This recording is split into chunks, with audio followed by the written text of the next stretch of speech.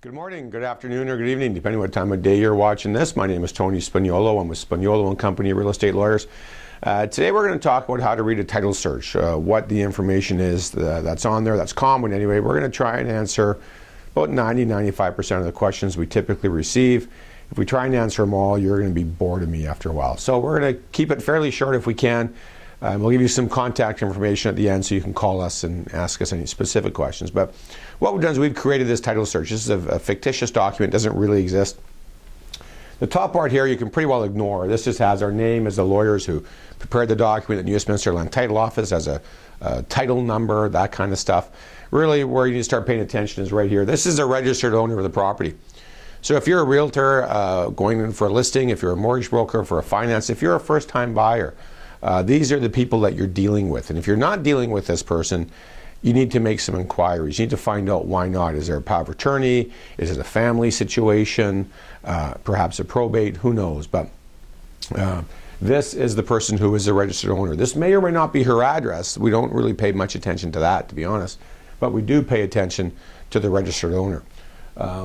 Down below that, we have the legal description of the property. Every property in this province has both a civic address and a legal address. And when we're dealing with the documents, we're dealing with the legal description. Every property has a unique parcel identifier number. It's a 9-digit number. It's this number right here. Again, we just made that up, and the rest of it. So that's the address that we use when we're transferring title.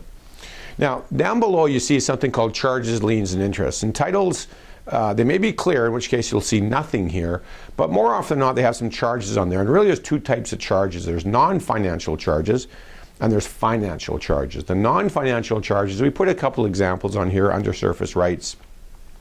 There may be a covenant, an easement, a right-of-way, things like that. And those are non-financial charges. No money owing under any of those things. But what they do is they give to various parties certain rights to the property, hydro, TELUS, Shaw in terms of utilities, perhaps a city or municipality, provincial government, could be a railway if you're in Vancouver Island. And each of those parties has a certain right to the property. It may be a building scheme whereby if the house gets knocked down, you have to build according to certain guidelines. It may be a floodplain covenant. The only way to really know is to order those from the Land Title Office. And we encourage all our realtors and buyers to order these once they know they're going to buy the property. It's about $25 per charge, give or take. Comes to the Land Title Office, but we really think that those should be ordered before subject to removal, because it's after subject to removal, it's too late. All right. So those are the non-financial charges. Then we have financial charges. Those are mortgages, assignment of rents, some judgments perhaps, a certificate of pending litigation, a private mortgage, a builder's lien. I'm probably missing a few there. Those will be taken off on closing. If you're a realtor helping someone buy the property, those will be discharged by the vendor. If you're a realtor taking a listing, make sure the vendor knows about those and make sure there's enough equity to discharge those. Otherwise, you have to negotiate with those parties and make sure you can get a discharge on closing. Okay. So I think the two we have on here are mortgage, assignment of rents, both those with CIBC, and those are very common mortgages with the big banks or credit unions. But we also specifically put a private mortgage on here. We use Mary Phillips as a fictitious name. If you're a realtor helping a client buy the property, if you're a realtor helping someone sell this property, make sure they know where Mary Phillips is and that they can get her signature on a discharge. Oftentimes these are private mortgages. Mary Phillips may be deceased, no one's paid attention to her contact information. The clients may have paid that mortgage out years ago. Mary Phillips gave her a discharge or gave the clients a discharge, and they forgot to register it or didn't know they had to register. It's very common back in the day where people just they wrote the check, they got a receipt saying mortgage paid in full, they got a discharge, but they didn't know that they had to register that at the Land Title Office. So with private mortgages, you need to make sure that person is around and can sign a discharge. Okay.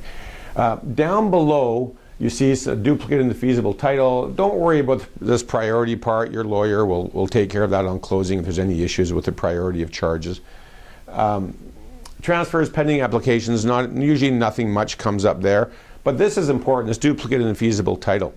Once a year we'll see a title search. This is after seeing 4,000 or 5,000 every year, where that's issued to somebody. Back in the day, people didn't grant a mortgage to a bank. They took out the duplicate and they gave it to the bank or to the lender as security. Very first deal we ever did in my dad's house, my parents' house in East Vancouver, they borrowed money from a bank. They got the discharge or the duplicate back from the bank. They didn't know at the time.